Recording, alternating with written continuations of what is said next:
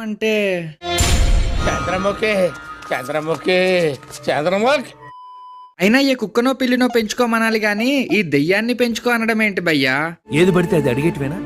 నువ్వేమనుకోవద్దు బాబు, అలసిపోయిన బ్రతుకులు కొంచెం ఆశ కనపడేసరికి ఆపుకోలేక అడిగేశాడు అంతే.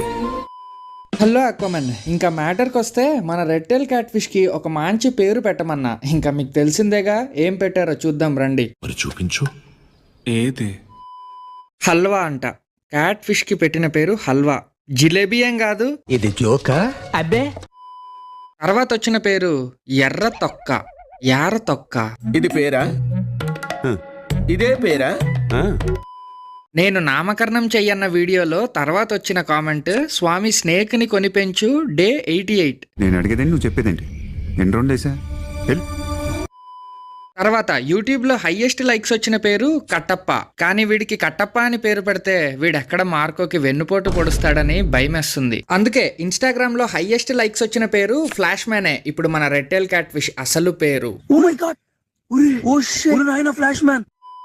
అయితే మామ, మన ఫ్లాష్ మ్యాన్ పైన చూడండి, ఆ 2 వైట్ డాట్స్ కింద ఇంకొక చిన్న వైట్ డాట్ లాగేదో ఉంది.